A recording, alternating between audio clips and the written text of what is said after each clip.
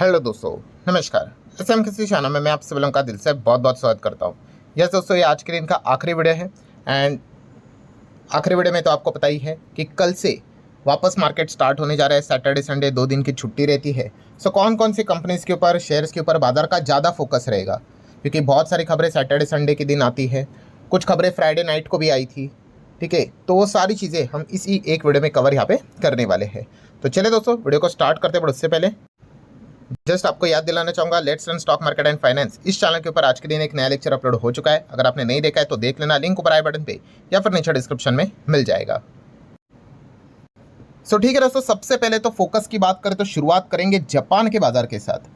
तो जापान का बाजार क्यों फोकस में रहेगा, तो आपको पता ही है इस व्यक्ति की भी हम लोग को मतलब ऐसा कोई वॉर में बड़ी एंट्री तो यहाँ पे नहीं हुई है, बट जो चीज़ें उन्होंने की है आपको पता ही है। 10 बैलिस्टिक मिसाइल उन्होंने towards the sea of Japan में यहाँ पे फिलहाल तो फायर यहाँ पे की है। एंड आपको पता है मिलिट्री ड्रिल से रिलेटेड चीज़ें यहाँ पे चल रही थी। अमेरिका देन साउथ कोरिया की भी बात कर ले तो आपको पता ही है ये व्यक्ति किस प्रकार का मतलब संदेश हमेशा देता रहता है। तो इस चीज़ के चलते जापान का बाजार फोकस में रहेगा। प्लस उसी के साथ साथ कोरिया का भी बाजार अगर हम बात कर ले, कोरिया मतलब साउथ कोरिया की बात कर ले, ये मार्केट भी काफ़ी अच्छा खासा फोकस में रहेगा। इसको भी आप नोट करके चल सकते हो। देन हम आएंगे दोस्तों हमारे मार्केट की ओर। हमारा बाजार वैसे ही देखा गया दबाव में चल रहा है, दुनिया भर के बाजार दबाव में चल रहे हैं, तो हम भी उसमें यहाँ पे पीस ही रहे हैं। सो इंडेक्स लेवल की भी अगर बात करें तो बियर के फेवर में काफ़ी कुछ चीज़ें देखने को मिल रही है। अनटिल एंड अनलेस कोई वॉर रुकने से रिलेटेड कोई पॉजिटिव खबर ना आ जाए, तब तक अगर देखा गया तो एकदम बहुत बड़ा रिकवरी के चांसेस तो कम ही रहेंगे, आपको पता ही है। देन एलपीजी के ऊपर फोकस रहेगा ही। आप सभी लोगों को पता है अलग अलग खबरें देखने को मिल रही है। तो जैसे कि अगेन ओएम ऑयल मार्केटिंग कंपनियां फोकस में रहेगी। क्यूएसआर वाली जो कंपनियां, रेस्टोरेंट वाली जो कंपनियां हैं, ये हमेशा की तरफ फोकस में यहाँ पे रहेगी। देन स्विगी जोमेटो इस चीज़ के चलते फोकस में रहेंगे। देन एजेस लॉजिस्टिक की बात कर ले, जो कि इसी से रिलेटेड लॉजिस्टिक सपोर्ट प्रोवाइड करता है, ये कंपनी भी अच्छी खासी गिरी थी फ्राइडे के दिन 5.5%, वो भी फोकस में रहेंगी। सिरेमिक वाली कंपनियां फोकस में रहेंगी। सिटी गैस डिस्ट्रीब्यूशन वाली कंपनियां फोकस में रहेंगी। ठीक है, अदानी की बात कर ले, गेल, देन गुजरात गैस, आईजीएल, एमजीएल, ये सारी कंपनियां फ्राइडे के दिन हम लोगों ने देखा था, इनमें काफ़ी एक अच्छा दबाव देखने को मिला था। देन टाटा पावर की अगर बात करेंगे तो भूटान से रिलेटेड जो हम लोग को खबर देखने को मिली थी इन्वेस्टमेंट, ये तो ऑलरेडी बहुत बड़ा प्रोजेक्ट वो वहाँ पे कर रहे हैं, तो अलग अलग अपडेट्स यहाँ पे आते रहते हैं। येस बैंक फोकस में रहेगा।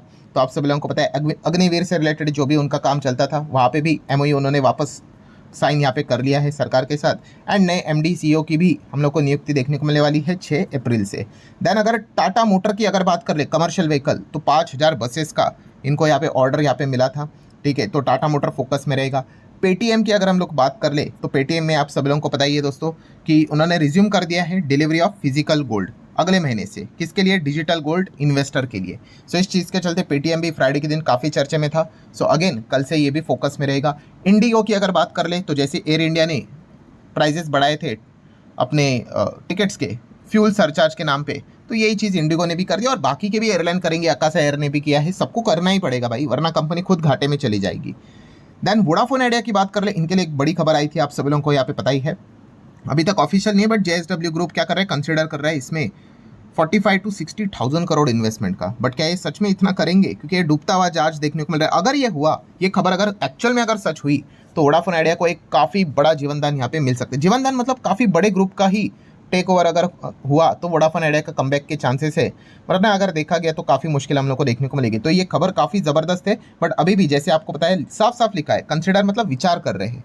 अब वो एक्चुअल में निवेश करेंगे नहीं करेंगे वो बाद में ही पता चलेगा। Then IDFC first bank focus में रहेगा। पहले तो एक खबर आई थी कि एक और नया गड़बड़ कुछ तो पाया गया है, 75 करोड़ का मिसमैच है, बट बाद में कंपनी ने खुद क्लैरिफाई किया कि भाई ये जो चीज़ें हैं वो पुरानी है, कोई फर्दर लायबिलिटी यहाँ पे नहीं है।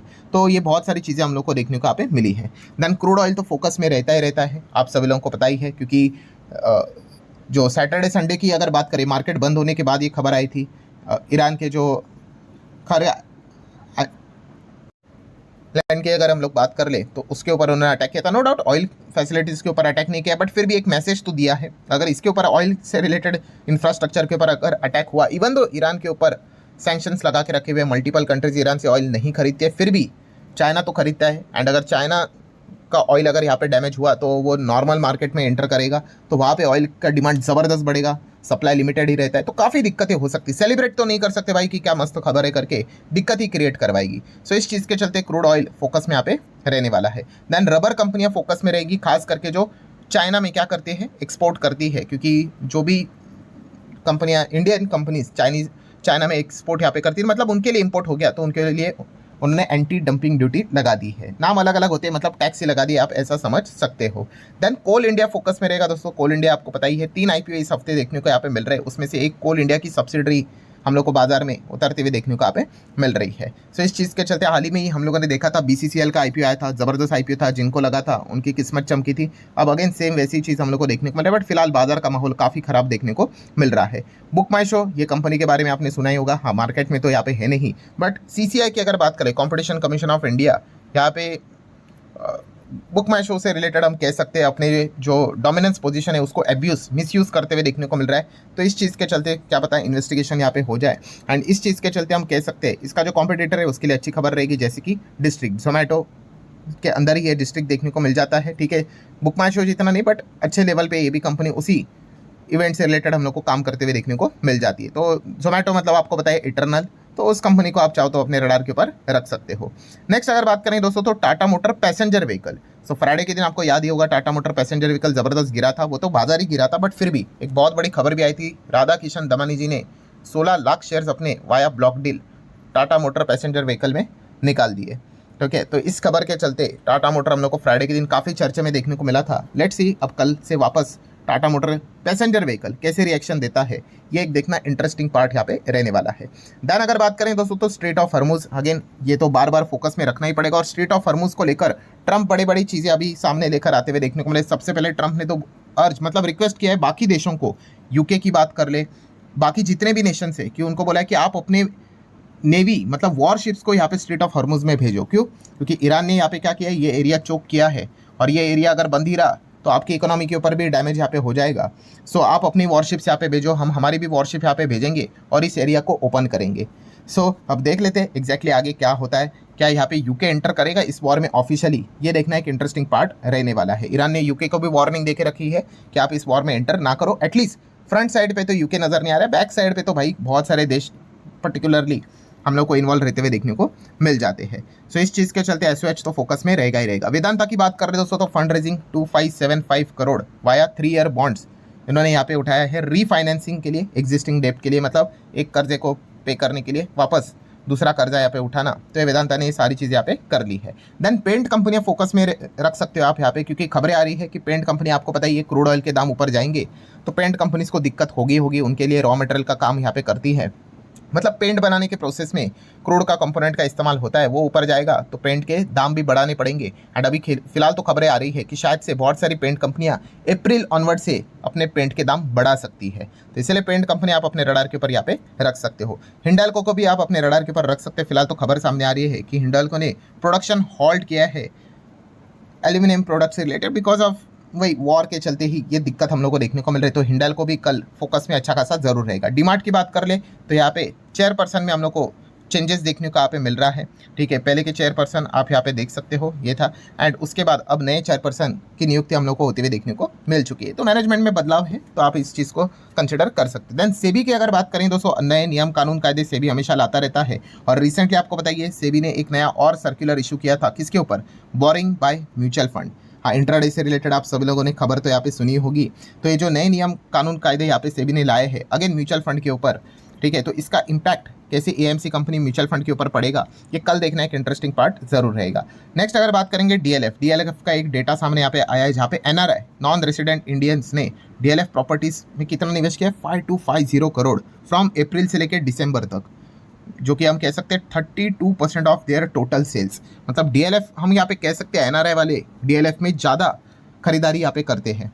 एंड अब एनआरआई की अगर बात कर रहे हैं, अब एग्जैक्टली तो हम कह नहीं सकते एनआरआई मतलब कि मिडल ईस्ट वाले ही रहते हैं, उसमें तो नॉन रेसिडेंट इंडियन बोला गया है, बट बहुत बड़ी मात्रा में सबसे बड़े एनआरआई हम लोगों को मिडल ईस्ट में ही देखने को मिल जाते हैं, जो इंडिया में पैसे यहाँ पे भेजते हैं।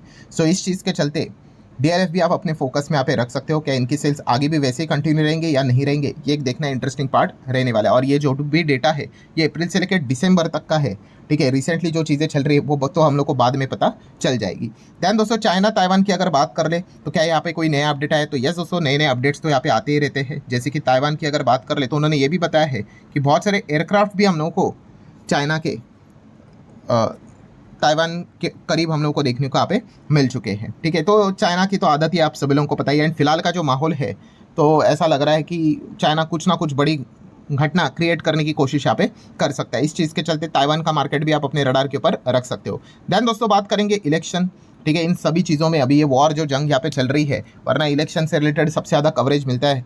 सो देखा गया तो आप सभी लोगों को पता ही है कि 5 स्टेट में इलेक्शन होने वाले, जिसकी ऑफिशियल डेट सामने आ चुकी है। असम, केरला एंड पुडुचेरी की बात करें जो कि यूनियन टेरिटरी है, इनमें 9 अप्रैल को इलेक्शन होने वाला है। सिंगल स्लॉट में इलेक्शन होगा, कोई डबल स्लॉट नहीं। उसके बाद तमिलनाडु में सिंगल स्लॉट में इलेक्शन होगा 23 अप्रैल को। एंड वेस्ट बंगाल में 2 slot, 23 April and 29 April, 2 slot में इलेक्शन होने वाला। और इन सबके जो रिजल्ट रहेंगे 4 मई को रहेंगे। तो 4 में भी मार्केट के पॉइंट ऑफ व्यू से एक इंपॉर्टेंट दिन तो यहाँ पे ज़रूर रहेगा। ठीक है, मतलब बाजार में आपको थोड़ा बहुत तो रिएक्शन देखने को यहाँ पे मिल जाता है कि किसकी सरकार आ रही है, नहीं आ रही है, मेजॉरिटी आ रही है या नहीं आ रही है, CT+SG वाला फॉर्मूला है कि नहीं है।